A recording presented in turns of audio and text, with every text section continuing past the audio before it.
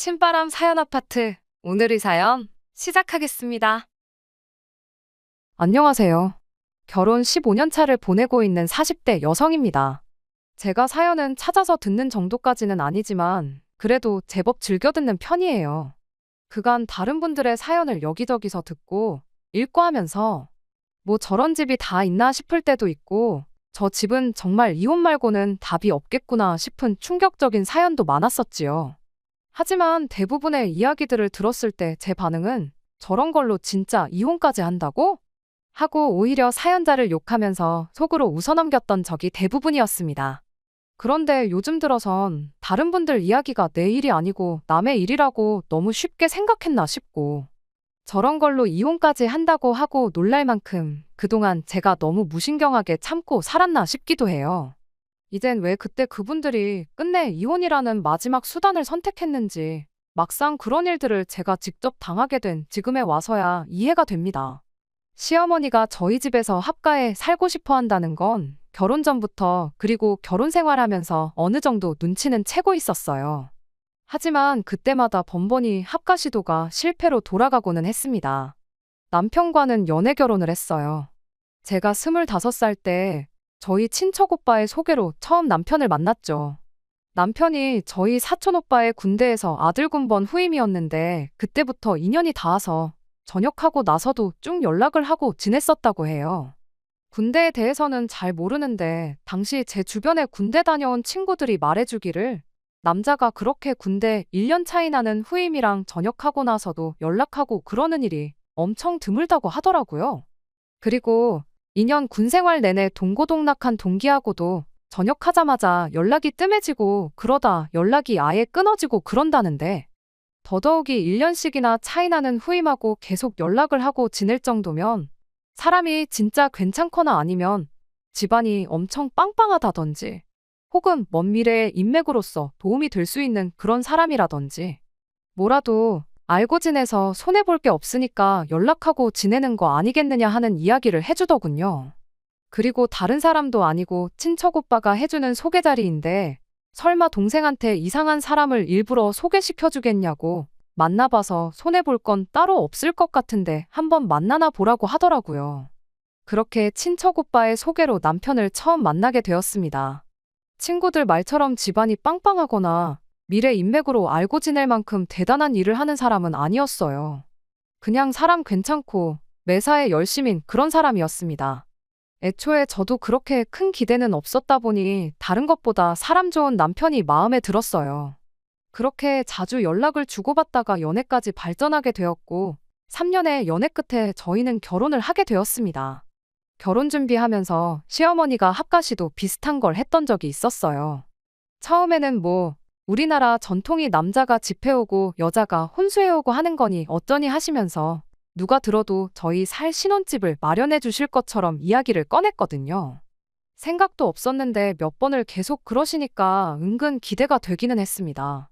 속물처럼 보일 수도 있겠지만 집해준다는데 마다할 사람이 세상에 몇이나 되겠어요. 특히나 저나 남편이나 나이가 나이기도 했고 저희 연애 시작했을 당시가 남편이 막 취직에 성공했을 때였던 만큼 모아놓은 돈이 넉넉한 상황도 아니었거든요. 그런데 25평은 나중에 아이 태어나고 그러면 너무 작지 않냐는 둥 애들 교육시키려면 강남학군이 좋다는데 요즘은 분당 이런 쪽도 엄청 괜찮다는 둥 하는 이야기들을 꺼내셨지요. 그때 아무리 제 나이가 어렸고 결혼 전이라 시댁의 경제적 상황이 어떤지 자세한 내용은 몰랐지만 시부모님하고 사는 것만 봐도 대충 형편이 어느 정도인지는 짐작이 갔거든요. 강남이니 분당이니 목동이니 시댁이 서울 북부에 인접한 경기권이었는데 솔직히 너무 뜬구름 잡는 이야기 같았어요. 그때나 지금이나 집값이 상상도 못할 만큼인데 계속 그쪽 지역 이야기를 꺼내는 게 하루는 혹시나 시댁이 엄청난 알부자고 그걸 남편이 여지껏 티를 안 낸 건가 그런 생각도 했어요. 남편 처음 소개받았을 당시에 친구들이 해줬던 집이 엄청 부자거나 하는 그런 이야기까지 다시 생각나고 그랬거든요. 그런데 기대가 크면 실망도 큰 법이라고 친정 부모님께서 괜히 헛물 켜지 말고 있으라고 해서 그 후로 큰 기대는 접었습니다. 그 뒤로 시어머니가 자꾸 강남이니 분당이니 어쩌니 하면서 집 이야기를 꺼낼 때 크게 리액션을 하는 게 아니고 시큰둥하게 대답하고 그랬더니 시어머니도 흥이 깨지기 시작한 건지 그 뒤로부터는 딱히 해주겠다던 신혼집 이야기를 줄이기 시작했어요. 친정부모님 말 듣고 김칫국 안 마신 게 천만 다행이었지요. 괜히 기대했다가 진짜 크게 실망할 뻔했거든요. 결혼 준비가 거의 다 끝나가는 와중이었는데 결혼식 날짜까지 다 잡히고 나서야 시어머니가 신혼집에 대한 구체적인 이야기를 꺼내왔어요. 당연히 강남이나 분당 같은 곳에 신혼집을 해주시겠다고 생각하지는 않았지만 시어머니 입에서 나온 이야기는 정말이지 어이가 없는 이야기였습니다. 비록 그게 공수표를 날려댄 거라고 했을지라도 어느 정도까진 비슷하게 맞춰줄 생각으로 강남이니 분당이니 하는 말을 날렸던 거라 생각했는데 신혼집 이야기가 아니라 말도 안 되는 조건을 저희한테 걸어왔으니까요. 아무 준비도 안 된 저희들을 그냥 독립시키기에는 도무지 마음이 놓이지 않아서 그런다. 방 하나 비워줄 테니 3년 정도 시댁에서 지내면서 상황을 지켜보자. 이렇게 말씀하시더군요. 그렇게 저희가 독립해 나갈 준비가 된다면 신혼집을 구할 돈 1억 원을 보태주시겠다면서요. 그 기간 동안 저를 옆에 끼고 살면서 살림하는 방법도 가르쳐주고 저희들 돈 관리도 해주시겠다는 겁니다. 아, 저희한테 생활비도 일절 받지 않겠다고도 하셨죠. 그렇게 3년이면 저희 맞벌이에서 버는 돈이 합치면 2억 조금 넘을 거라고. 그러면 그 2억에 니들 둘이 모아놓았다는 돈 1억? 시어머니가 도와주는 돈 1억 해서 총 4억으로 신혼집을 구해 나가 살면 된다는 말이었어요. 어이가 없었죠. 일단 처음에 집 해준다는 말과 전혀 다른 소리부터 어이가 없었지만 그거 말고도 짚고 넘어갈 만한 것들이 한두 가지가 아니었거든요. 관리해준다는 저희 돈부터 그랬죠. 3년 모아서 2억이 말이 2억이지. 사람이 어떻게 돈 한 푼 안 쓰고 살 수 있겠나요? 그걸 따져 물었더니 시어머니가 두 사람한테 한 달에 교통비랑 핸드폰비로 20만 원씩 주면 하고 싶은 거 다 할 만큼 충분한 거 아니냐고. 그 돈이 적어 보일지는 몰라도 3년 계산해보면 1,500만 원 돈 나오는 거금이고 당신이 대신 해주겠다는 저희들 두 사람 생활비 또한 한 달에 250만 원씩만 잡아도 돈이 1억에 가까운 돈이지 않냐입니다.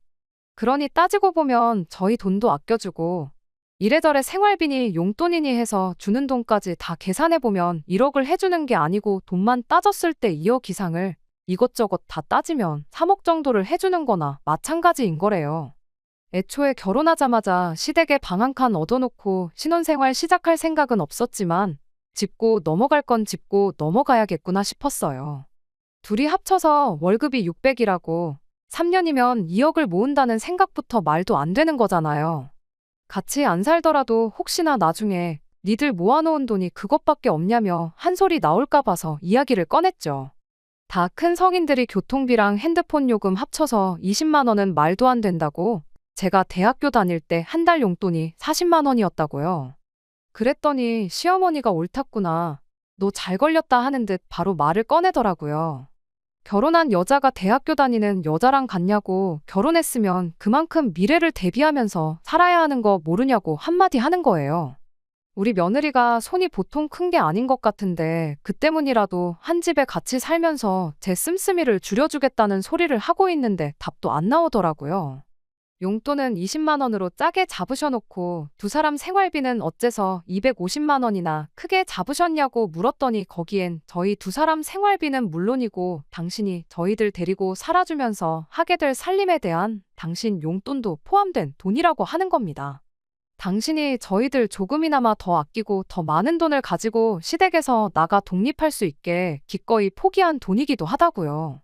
그러니 그런 거 따지고 머릿속으로 계산기 두들길 시간 있으면 그럴 시간에 당신한테 더 고마워하고 효도할 생각을 하라는 거예요. 어이가 없었죠. 일단은 여기서 결정할 문제는 아닌 것 같고 저희 부모님하고도 이야기를 나눠봐야 할 것 같다고 말하고 자리에서 일어났죠. 남편도 시어머니 발언이 말도 안 되는 이야기인 걸 아는지 집에 돌아가는 저에게 자기도 몰랐던 이야기라면서 시부모님하고 다시 이야기를 해보겠다고 저에게 자기가 알아서 해결할 테니 신경 쓰지도 말고 크게 걱정도 하지 말라고 한마디를 해줬어요.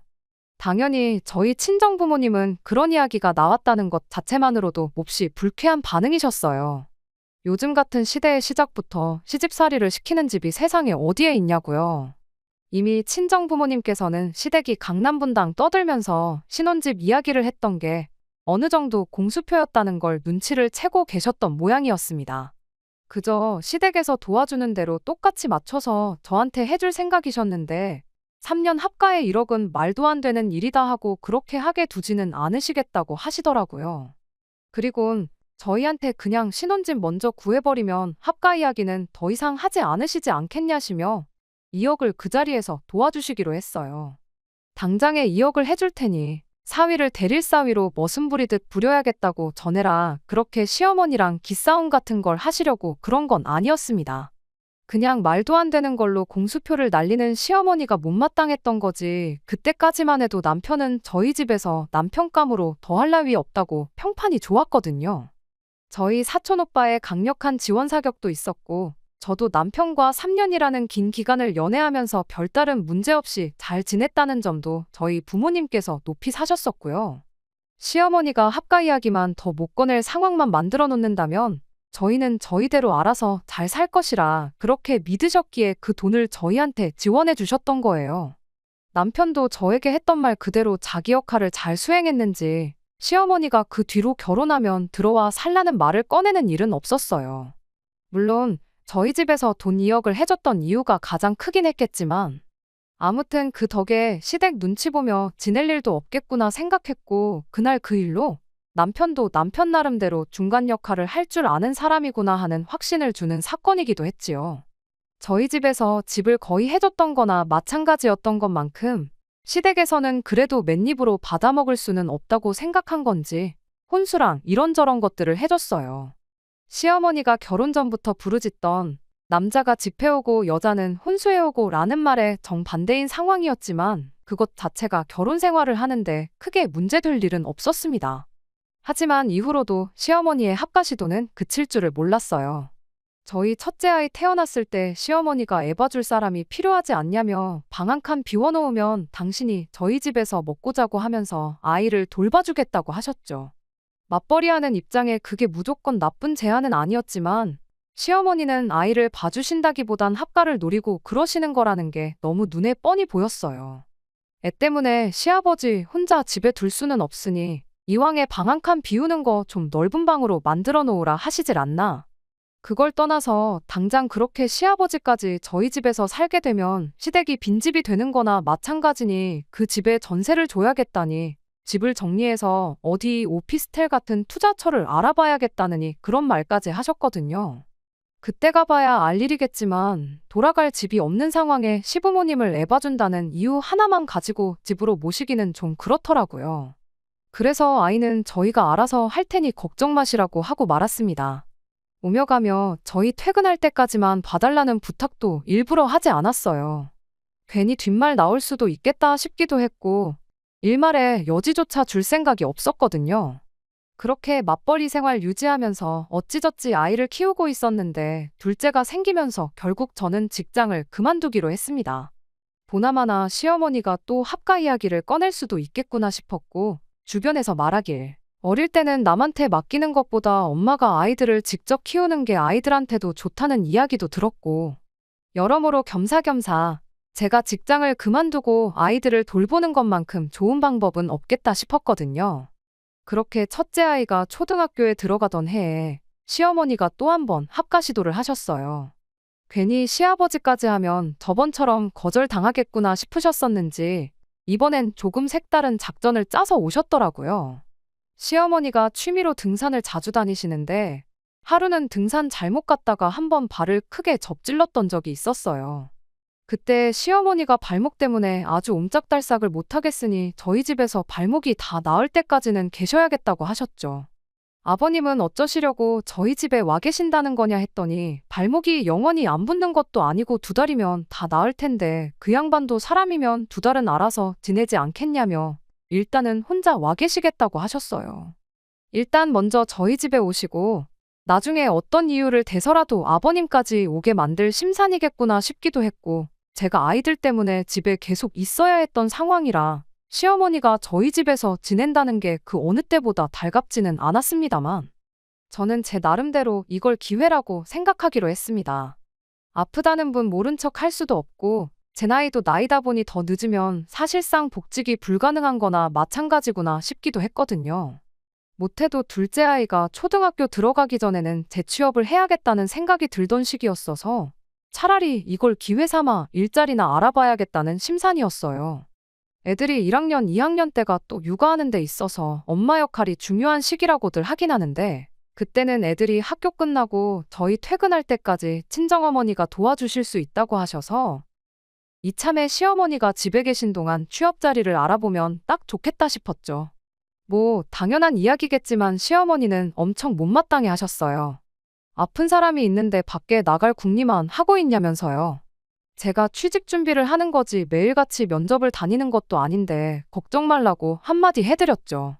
실제로 그렇게 한 달 정도는 면접 오라는데 서너 군데 다녀온 것 빼고는 계속 집에 있었어요. 그런데 어쩌다 운이 좋았던 건지 면접 다녀온 회사 중에 제일 조건이 좋은 회사에서 바로 출근을 할 수 있냐는 연락을 받게 되었습니다. 여기보다 더 좋은 회사가 저를 불러줄 거라는 확신도 없었고 해서 저도 곧바로 출근을 하기로 했고요. 그런데 제 출근 소식을 듣게 된 시어머니가 지금 아픈 사람을 집에다 두고 출근은 무슨 출근이냐고 난리법석을 떠시더라고요. 그래서 제가 시어머니한테 한마디 했죠. 그래도 다친 게 손목이 아니라 발목이라 천만다행이지 않느냐고. 아예 혼자서 못 움직이는 것도 아니시지 않냐고요. 한 달 같이 지내면서 보니 실제로 목발 같은 거 없어도 혼자 거동하는데 아무 지장이 없으셨어요. 그래도 혼자 오래 서 계시면 발목에 안 좋을 건 사실일 테니 제가 어머님 필요한 건 미리미리 다 준비해 놓고 갈 테니 걱정 마시라 했죠. 식사랑 그런 건 다 준비해서 냉장고에 준비해 놓을 테니 전자레인지로 살짝 데워 드시기만 하면 된다고요. 방 따뜻하게 보일러도 켜놓고 낮에 혼자 계시는 동안 TV도 편하게 재밌는 거 골라보시라고 케이블도 신청해뒀고 온수매트도 켜놓고 갈 테니 방이든 거실이든 원하는 데서 맘 편히 쉬고 계시면 되지 않겠냐고요. 나가서 돈 벌어온다는데 시어머니가 무슨 수로 그걸 말렸겠나요. 결국 그렇게 저는 출근을 하게 되었고요. 그런데 2달이면 다 낫는다던 시어머니 발목이 그 후로 2달이 더 지날 때까지 다 낫지 않을 줄은 몰랐어요. 그리고 그게 다 꾀병이었다는 사실도 모르고 있었습니다. 시어머니가 다 나은 발목을 가지고 계속 안 좋은 척 하고 계셨다는 걸 저한테 딱 들키는 사건이 한 번 있었어요. 아침에 조금 늦잠을 자서 부랴부랴 준비하고 출근을 했는데 회사에 딱 도착하자마자 제가 아침에 머리하고 고데기를 끄고 왔는지 기억이 나질 않아서 엄청 신경이 쓰였던 적이 있었습니다. 아마 저뿐만 아니라 많은 분들이 그게 가스불이던 다림이던 같은 경험을 해보셨을 거라고 생각해요. 그리고 보통 그렇게 제대로 끄고 나왔는지 켜놓고 나왔는지 헷갈릴 때면 막상 집에 가서 확인해보면 제대로 꺼놓고 나온 상황이 대부분이라는 것도 저랑 똑같을 거라 생각합니다. 그런데 그걸 직접 확인하기 전까진 너무 신경이 쓰여서 미치겠는 그 상황 다들 알고 계실 거라 생각합니다. 제가 딱 그 상황이었고요. 그래도 다행인 게 시어머니가 집에 계신다는 사실이었어요. 시어머니한테 확인 좀 해달라고 부탁드리려 전화를 했는데 왜인지 시어머니가 전화를 도통 받지를 않으시는 거예요. 식사 중이신가 보다, 화장실 가셨는가 보다 싶어서 시간마다 계속 전화를 했는데도 한 번을 전화를 받지를 않으시더라고요. 그러니 더더욱 신경이 쓰이기 시작했어요. 설마 고데기 때문에 불이라도 나겠나 싶었지만 시어머니까지 전화를 안 받으니 더더욱 신경이 쓰여서 안 되겠다 싶었습니다. 그래서 회사의 사정을 설명하고 점심시간 전후로 해서 후다닥 집에 다녀오기로 했습니다. 제가 집에 도착했을 때가 오후 1시가 다 돼가는 시간이었는데 집에 도착하니 시어머니가 집에 안 계시더라고요. 일단 그게 중요한 게 아니었으니 부랴부랴 방으로 뛰어들어갔는데 고데기는 아예 코드까지 뽑아놓고 뒷정리까지 해놓고 나왔었어요. 별것도 아닌 걸로 호들갑을 떨었구나 싶은 와중에 첫째 아이 학교 끝나고 집에 올 시간이 다 되어 가는데 집에 아무도 없는 게 마음에 걸렸어요. 시어머니는 그 와중에 아픈 다리 이끌고 어딜 가신 건지 끝까지 전화를 받지 않으셨고요. 결국 회사에 연락해서 상황을 다시 설명하고 그날은 아예 오후 반차를 쓰는 걸로 하고 쉬었네요. 입사한 지 얼마 되지도 않아서 연차수가 많은 것도 아닌데 그거 쓰는 것도 아까웠고 눈치도 엄청 보였습니다. 아무튼 그렇게 몇 분 지나지 않아서 첫째 아이가 학교 마치고 집에 돌아왔어요. 시어머니가 집에 돌아온 건 둘째 아이가 어린이집 하원하는 시간이 되기 15분쯤 되어서였습니다. 발목이 아프시다더니 위아래로 등산복을 쭉 빼입으셔서는 숙련자도 꺼린다는 초겨울 등산을 다녀오셨더라고요. 뭐 산이라고 해서 멀리까지 가신 건 아니고 집에서 가까운 동네 뒷산 다녀오신 거긴 하지만 시어머니가 집에 있는 저를 보더니 엄청 당황스러운 눈치였어요. 네가 여기 왜 있냐고 묻길래 저희 집인데 제가 있으면 안 되는 거냐고 대답을 하고 어머님이야말로 아픈 다리 이끌고 어딜 다녀오신 거냐고 했죠. 누가 봐도 나 등산 다녀왔다고 광고를 하는 복장이었다 보니 변명도 하지 못했어요.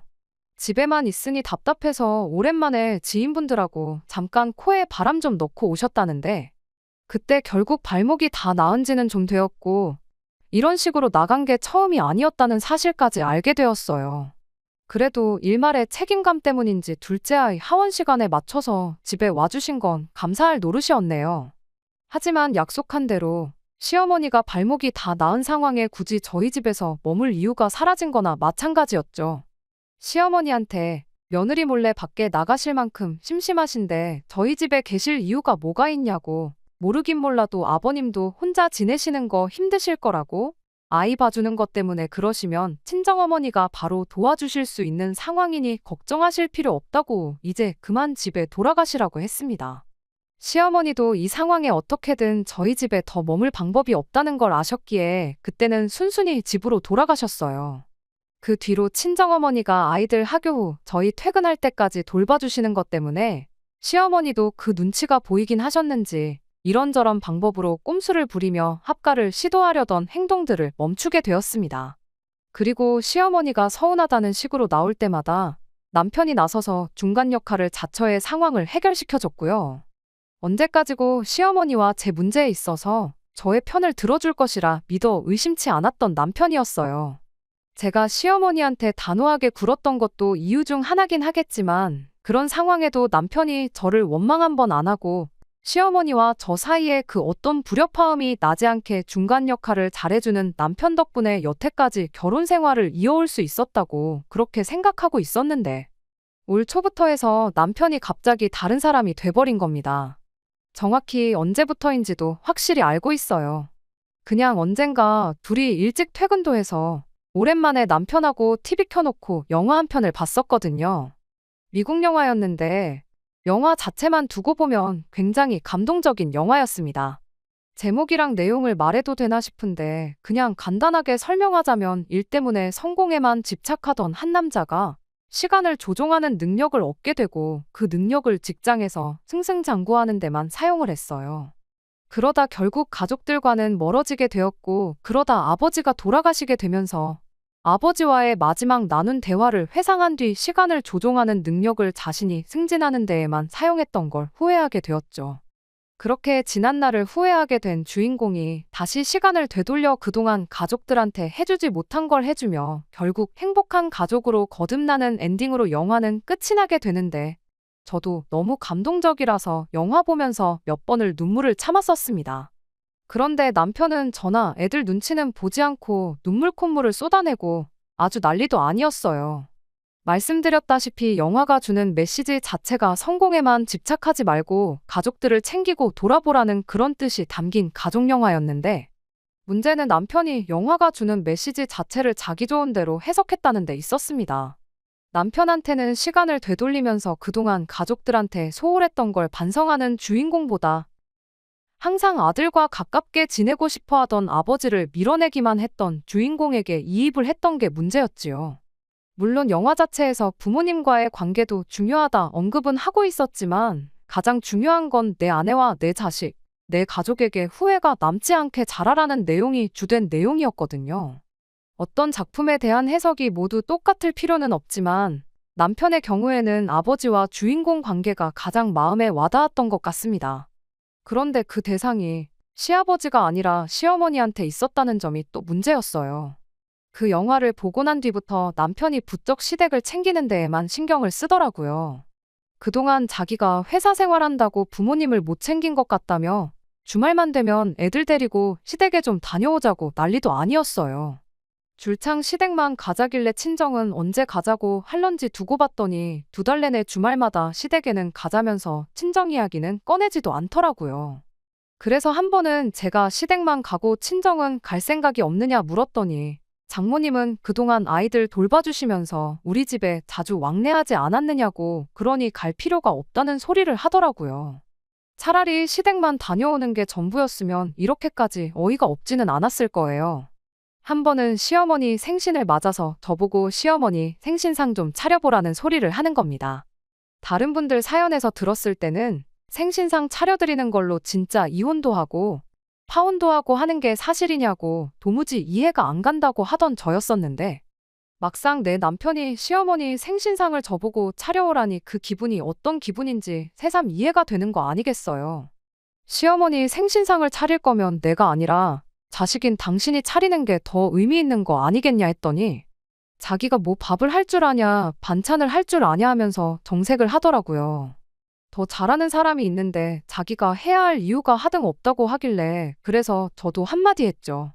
밖에 식당들 가면 다 나보다 음식 잘하는 사람들이 하고 있는 거 아니냐, 더 잘하는 사람을 두고 내가 해야 할 이유도 없지 않냐고 한마디 해주고 늘상 하던 대로 어머님 생신은 외식하는 걸로 하자고 했죠. 그랬더니 외식은 정성이 없어서 안 된다며 기어이 꼭 생신상을 제가 차려야 된다는 겁니다. 앞으로 어머님한테 생신상을 차려드려봐야 몇 번을 더 차려드리겠냐고.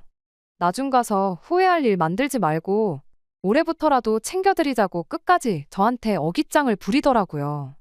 미역국 한 사발 끓이고 불고기 양념 재워두는 게 뭐가 그렇게 힘든 일이냐면서요.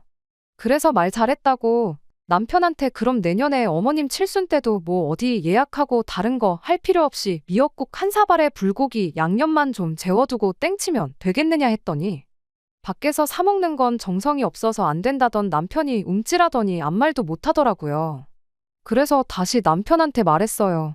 직접 생신상 차려드릴 거면 당신 말대로 미역국 끓이고 불고기 양념 재워두는 거 어려운 일 아니니까 내가 옆에서 어떻게 하는지 다 봐줄 테니 당신 손으로 재료 손질부터 요리까지 직접 하라고 했어요. 어머님 입장에서도 남의 집 자식인 며느리보다 당신 배불러 낳은 아들이 챙겨주시는 걸 더 감동스러워 하실 거라고요. 그리고 그게 싫으면 그냥 어머님 생신은 아예 올해는 챙기지 말자고요. 그랬더니 그 뒤부터 남편이 아주 입이 대빨 나와서 한동안 저한테 말도 안 붙이고 퇴근도 일부러 늦게 해서 저녁도 밖에서 먹고 들어오고 그랬습니다. 아주 효자병에 걸려도 단단히 걸려버린 거예요. 생신상 문제야 이렇게 넘어갔으니 사실 사연까지 보내고 말고 할 것도 없었어요. 진짜 문제는 얼마 전부터 남편이 시부모님 모시고 살자고 난리법석을 떨기 시작한 데 있으니까요. 케이블 TV에서 그냥 틀어주는 영화 한 편 잘못 봤다가 이게 무슨 일인가 싶어요.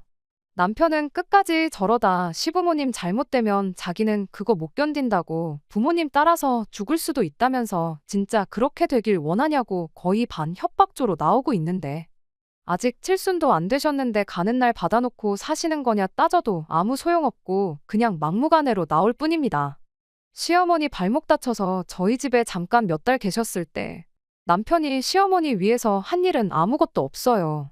집 비어있을 때 시어머니 편히 드시라고 음식 미리미리 준비해두는 것부터 해서 전부 제가 하는 일이었죠. 물론 그때 초반에는 전업주부 생활을 하고 있었으니 그 어떤 불만이 있던 건 아니지만 그 뒤로 제가 취직한 이래로 남편이 나서서 시어머니가 쓰던 베개 커버 한 번도 걷어온 적이 없었거든요.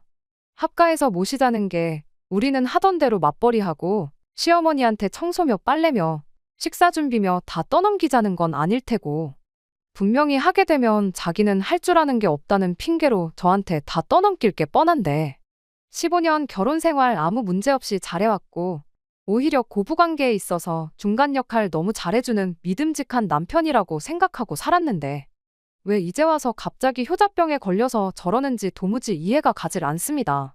진짜 영화 한 편 잘못 봤다가 이게 무슨 일인가 싶어요. 영화 주인공처럼 시간을 조종하는 능력이 생기면 그 영화를 보기 직전으로 돌아가서 케이블 선이라도 다 뽑아버리고 싶은 심정입니다. 정말로 제가 이렇게 사연을 보내게 될 줄은 생각도 못했어요. 이혼까지 생각하게 될 줄은 더더욱이 생각해 본 적 없었고요. 몇 번을 설명하고 효도는 직접 하라고 말을 해도 남편은 들을 생각이 없어 보이는데 제가 어떻게 하면 좋을지, 이혼 말고 더 좋은 현명한 방법이 있다면 알려주세요. 그 어떤 조언도 감사한 마음으로 듣겠습니다. 안녕하세요. 영화 한 편 잘못 봤다가 세상 둘도 없는 효자가 돼버린 남편 때문에 사연을 보냈던 쓰니입니다. 어떻게 상황이 해결되어서 이렇게 후기를 보내요. 저도 사연 들을 때 뒷내용 없이 이야기가 끝나면 그게 그렇게 답답했거든요. 남편과 합가 문제로 냉전 상태가 시작된 지 얼마 지나지 않아서 아예 시어머니가 대놓고 저희 집에 찾아오셨어요. 찾아온 이유야 안 봐도 뻔했죠. 남편하고 이야기 나눌 만큼 나누고 남편 말 귓등으로 듣는 며느리 혼쭐을 내주러 찾아오셨던 거였습니다. 어머님이 말씀하시기를 당신 지인분들 중에 다들 그 나이 먹고 자식들하고 따로 사는 사람은 아무도 없다고 하시더라고요. 다들 어른들이 먼저 말 꺼내기 전에 자식들이 먼저 알아서 집으로 모신다고요. 그런데 우리 집 며느리는 어떻게 된 게 시부모가 걱정이 되지도 않는지 모신다는 이야기를 죽어도 꺼내지 않는다는 거예요. 우리 아들이 당신 지인들 아들들보다 못난 데가 하나도 없는데 왜 나는 며느리 복이 없어서 이 나이 먹도록 자식들 효도도 못 받아보고 이러고 사는지 모르겠다며 신세한탄을 하시더라고요. 요즘은 어른들 사이에서 자식들이 부모한테 얼마나 잘하는지가 아니라 며느리나 사위가 얼마나 잘하는지가 더 중요하다면서 말이죠. 며느리가 딸처럼 얼마나 살갑게 구는지, 며느리가 시어머니 모시고 어딜 다녀왔는지, 지인들은 다들 그런 거 자랑하기 바쁜데 당신은 사람들 다 모인 자리에서 며느리 자랑할 만한 게 시어머니 알기를 아주 쥐뿔로 알고 말대꾸하는 게 세계 제일이라는 거 정도밖에 없어서 어디 사람들 만나러 가는 게 쪽팔려 죽겠다고 하시더라고요. 그래서 저도 말했죠. 그것 참 신기하다고. 시집간 제 친구들 이야기 들어보면 며느리가 시어머니한테 알아서 잘해도 시어머니가 며느리 귀찮게 해봐야 당신한테도 아들한테도 좋을 거 하나 없다시면서 명절 때도 오지 말라신다고 하신다던데 제가 아는 이야기랑 달라도 너무 다르다고요. 저 스스로 효부라고 하는 말은 아니지만 저 정도면 꼬박꼬박 안부 전화도 드리고 주기적으로 시댁 찾아뵙고 요 근래 거의 매주 말마다 시댁 찾아가는 거 가지고 남편한테 불만 있다는 이야기도 한번 꺼낸 적 없는 게 저라고 했더니 시어머니가 갑자기 폭발해서는 너는 하는 말마다 네 하고 대답하는 게 아니라 말대꾸부터 하는 그 주둥이가 문제라고 콕 집어서 이야기를 하는 거 아니겠어요? 자식이면 자식답게 부모가 먼저 말하지 않아도 알아서 효도를 할 생각을 해야 되는 거 아니냐면서요. 그래서 말 나온 김에 저도 15년 세월 결혼 생활하면서 해본 적 없는 이야기들을 꺼냈습니다. 꼭 합가해서 한 집에 같이 살아야 하는 게 효도인지는 잘 모르겠지만 효도를 해야 한다면 저는 친정 부모님한테 할 테니 시부모님 효도는 아들인 남편한테 받으시라고요. 결혼할 때 받은 것도 친정에서 받은 게 더 많았고 아이를 봐주셔도 친정어머니가 더 봐주셨으니 자식된 도리는 어머님 아버님이 아니고 친정 부모님 하는 게 더 맞는 것 같다고요. 그랬더니 시어머니가 바로 한마디 하시더군요. 내가 애 봐준다고 했을 때 싫다고 거절한 게 다른 사람이 아니라 바로 너였지 않냐면서요. 이미 10년도 더 지난 이야기 꺼내시는데 그렇게 나오신다면 저도 할 말이 많았어요. 그래서 곧장 시어머니한테 대답을 했습니다. 결혼 전에 시어머니가 처음 이야기 꺼냈던 말부터 시작했어요. 어머님이 결혼하자마자 3년 시집살이 견뎌내면 1억을 지원해 주시겠다고 했던 거 기억하시냐고요. 그런데 친정에서 2억을 해주지 않았냐. 그럼 저희가 못해도 6년은 친정 부모님 모시고 처가살이를 했었어야 했던 건데 그때 안 했던 거 지금 한다고 생각하시면 되는 거 아니겠냐고 했죠. 그런데 제가 특별히 합가하고 싶다는 어머님 사정 감안해서 저만 혼자 친정 들어가서 친정 부모님 모시고 오겠다고 했어요. 남편이랑 애들은 어머님께 양보해 드릴 테니 원하시는 대로 합가하시라고요. 어머님이 첫째 태어났을 때 아이 돌봐주신다는 이유로 같이 살겠다고 하지 않으셨냐고 그때 거절했던 게 마음에 걸렸는데 이참에 둘째까지 같이 돌봐주시면 되니까 일석이조 아니겠냐고 했죠. 그리고 그렇게 되면 이 집은 6년간 빈집이 될 테니 어머님이 그때 저희한테 제안했던 대로 세를 놓던지 집을 정리하던지 해서 목돈 마련해서 적금을 하던 안전한 주식을 사놓던 아니면 부동산에 재투자를 하던 그 돈을 굴려서 불리는 쪽으로 알아보겠다고 했습니다. 이 모든 것들이 다 시어머니가 저한테 꺼냈던 말들이었다 보니 시어머니가 그게 잘못됐다고 딱히 반박을 못하고 가만히 계시더라고요. 그래서 곧바로 이야기 다 정리된 것 같으니 당장 오늘부터 그렇게 하겠다 말하고 저는 방에 들어가서 제 짐을 싸기 시작했습니다. 그랬더니 남편이 방에 따라 들어와서 이게 뭐 하는 짓이냐고 따지는 거예요. 지난 15년 결혼 생활하는 동안 어머니가 그렇게 우리랑 같이 살아보고 싶다고 이야기하셨는데 한 번을 못 들어주냐면서 말이죠. 그래서 제가 곧바로 남편한테 한마디 했어요. 내가 뭐 이혼하자는 것도 아니지 않냐고, 당신도 어머님 모시고 살고 싶다고 하고 어머님도 우리랑 같이 살고 싶다고 하시기에 그렇게 하겠다는 건데 뭐 문제될 게 있냐고요. 이렇게 6년 동안 떨어져 지내면서 각자 부모님 모시고 지내다가 6년 지나고 나서 친정집 시댁, 우리 집 전부 정리해다가 집 한 채 지어서 양가 부모님 다 같이 모시고 살면 당신 원하는 대로 합가도 하고 각자 부모님 서로 알아서 모시게 되고 그림이 딱 좋지 않겠냐고 했더니 아무 대꾸도 못하고 있다가 한마디 하더라고요. 그럼 애들은 친정에 같이 데리고 가면 안 되겠냐고요. 그래서 그건 안 된다고 했어요. 그나마 시댁이 애들 학교에서 더 가깝지 않냐고, 등하교 시킬 거 생각하면 시댁에 데려가는 게 맞지 않냐고요.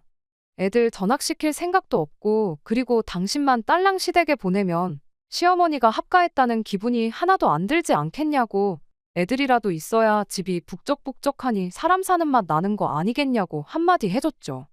그리고 시간 끌지 말고 당신도 얼른 시댁 들어갈 짐이나 챙기라고 했습니다. 내 짐은 대충 챙겼으니까 당신 짐 싸는 동안 애들 짐은 내가 대신 싸주겠다고요. 남편은 그럼 애들 학교 다니기 편하게 시부모님이 우리 집에 와 계시게 하는 건 어떻냐고 제안을 하더군요. 그래서 그것도 안 될 일이라고, 우리 돈 불리려고 우리 집을 세를 놓겠다는 거고, 여차하면 집도 팔아야 할 텐데 시부모님이 우리 집에 오시면 그것도 못하는 거 아니냐고, 그러면 손해가 막심하다고 안 된다고 단호하게 한마디 해줬습니다. 남편은 어떻게든 제 마음을 돌려보겠다고 주섬주섬 짐을 챙기는 둥 마는 둥 민기적거리면서 제 눈치를 보더군요. 저는 애들 짐 챙기자마자 남편한테 무슨 일 있으면 연락하라고 한마디 해놓고 그 길로 싸놓은 제 짐가방 들고 친정으로 향했죠. 사실 애들을 시댁에 보내놓는 게 사실 걱정이 많이 되긴 했습니다. 학교에서 멀어지는 만큼 친구들하고 시간도 제대로 보내지 못할 테고. 하지만 어차피 이렇게 하면 시어머니도 남편도 오래 못 버틸 거란 생각이 더 컸어요. 애들은 그때 가서 다시 집으로 데리고 오고 그때 돼선 저 혼자 집에 돌아와 애들 돌보면 되겠다는 생각이었습니다. 애초에 친정부모님도 40 중반 된 딸이 합가 문제로 부부싸움에서 친정에 6년 동안 지내는 걸 환영하실 리가 없고 길어야 한 달 정도 저러다 못 살겠다고 연락 올 게 뻔하다고 생각했거든요. 그런데 제 예상보다 훨씬 일찍 남편한테서 집으로 돌아오라는 연락이 왔습니다. 제가 그렇게 친정에 가버린 지 열흘도 안 돼서였어요. 대뜸 애들하고 집에 왔으니 저도 집에 돌아오라고 한마디 하고 말더라고요. 왜, 무슨 일 있냐고 다 아는데도 모르는 척 따져묻다가 못 이기는 척 집으로 갔더니 시댁에 싸들고 간 짐을 혼자서 낑낑거리며 풀고 있더군요. 제가 들어오자마자 애들은 할머니 집에서 살기 싫다고 제 품에 와라 감겼고요.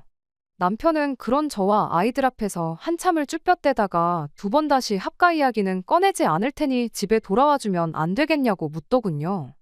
이야기 들어보니 애들은 애들대로 할머니 집에서 땡깡을 부려대고 시어머니는 시어머니대로 번거롭고 불편한 게 많았던가 봐요.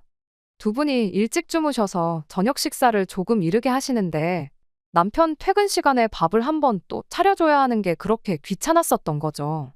자존심이 있어서 그냥 합가는 없던 일로 할 테니 돌아가란 말도 못하고 그렇다고 합가해서 좀 편하게 지내려고 했더니 며느리는 온데간데없고 손주들이 들어와서 애들 학교 마치는 시간에 데리러도 가야 하고 밥때보다 늦게 퇴근하는 아들 굶길 수도 없는 노릇이라 번거롭게 밥 준비는 또 2번을 해야 하고 결국엔 시어머니가 나는 모르겠다고 파업을 하셨답니다.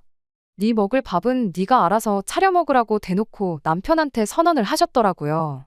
남편도 그냥 돌아오기엔 저한테 면목이 없으니 어떻게든 버텨보려고 했는데 시어머니가 애들 하교시키는 것도 귀찮다고 회사에서 잠깐 나와서 애들 집에 데려다 놓던 애들한테 버스 타는 법 알려줘서 알아서 하교를 시키던 하라고 아주 배째라고 나오셨대요.